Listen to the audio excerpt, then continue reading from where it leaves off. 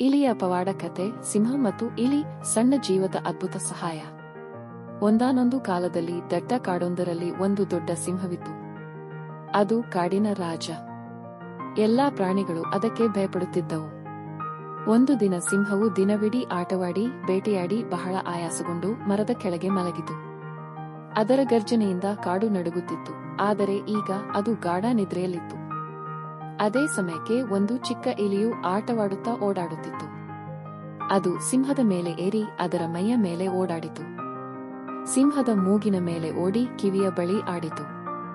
ಸಿಂಹದ ನಿದ್ರೆಗೆಡಿಸುವಂತೆ ಇಲಿಯು ಆಡುತ್ತಾ ಇದ್ದಾಗ ಸಿಂಹ ಎಚ್ಚರವಾಯಿತು. ಕೋಪದಿಂದ ಗರ್ಜಿಸಿ ತನ್ನ ದೊಡ್ಡ ಪಂಜದಿಂದ ಇಲಿಯನ್ನು ಹಿಡಿದುಕೊಂಡಿತು. ನೀನು ಯಾರು?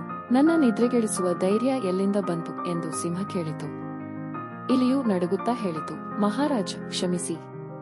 ನಾನು ಸಣ್ಣ ಇಲಿ. ಆಟದ ಮೂಡಿನಲ್ಲಿ ನಿಮ್ಮ ಮೇಲೆ ಓಡಾಡಿದೆ. ದಯವಿಟ್ಟು ನನ್ನನ್ನು ಬಿಟ್ಟು ಬಿಡಿ. ಒಂದು ದಿನ ನಾನು ನಿಮಗೆ ಸಹಾಯ ಮಾಡಬಹುದು. ಸಿಂಹವು ಜೋರಾಗಿ ನಗಿತು. ಹಾ, ನೀನು ನನ್ನಂತಹ ರಾಜನಿಗೆ ಸಹಾಯ ಮಾಡುವುದಾ? ನೀನು ಎಷ್ಟು ಚಿಕ್ಕದ್ದು. ನನ್ನನ್ನು ಏನು ಮಾಡುವೆ ಎಂದು ಹೇಳಿ ಕರುಣೆಯಿಂದ ಇಲಿಯನ್ನು ಬಿಟ್ಟಿತು. ಹೋಗು, ಇನ್ನೊಮ್ಮೆ ನನ್ನ ಬಳಿ ಬರಬೇಡ ಎಂದಿತು. ಕೆಲವು ದಿನಗಳಾದ ನಂತರ ಸಿಂಹವು ಬೇಟೆಗೆ ಹೋಗಿ ಬಲೆಗೆ ಸಿಕ್ಕಿಕೊಂಡಿತು. ಬಲೆಯ ಹಗ್ಗಗಳು ಬಿಗಿಯಾಗಿ ಕಟ್ಟಿಕೊಂಡಿದ್ದವು. ಸಿಂಹ ಎಷ್ಟು ಪ್ರಯತ್ನಿಸಿದರೂ ಬಿಡಿಸಿಕೊಳ್ಳಲು ಸಾಧ್ಯವಾಗಲಿಲ್ಲ. ಅದು ಗರ್ಜಿಸಿತು, ಆದರೆ ಯಾರೂ ಸಹಾಯಕ್ಕೆ ಬರಲಿಲ್ಲ. ಕಾಡಿನ ಪ್ರಾಣಿಗಳೆಲ್ಲ ಭಯದಿಂದ ದೂರವೇ ಇದ್ದವು. ಅದೇ ಸಮಯಕ್ಕೆ ಆ ಚಿಕ್ಕ ಇಲಿಯು ಅಲ್ಲಿಗೆ ಬಂತು. ಸಿಂಹವನ್ನು ಬಲೆಯಲ್ಲಿ ಸಿಕ್ಕಿಕೊಂಡಿರುವುದನ್ನು ನೋಡಿ ಅದು ತಕ್ಷಣ ಗುರುತಿಸಿತು. ಮಹಾರಾಜ, ಈಗ ನಾನು ನಿಮಗೆ ಸಹಾಯ ಮಾಡುತ್ತೇನೆ ಎಂದು ಹೇಳಿ ತನ್ನ ಚೂಪಾದ ಹಲ್ಲುಗಳಿಂದ ಬಲೆಯ ಹಗ್ಗಗಳನ್ನು ಕಡಿದು ಕಡಿದು ತುಂಡು ಮಾಡಿತು.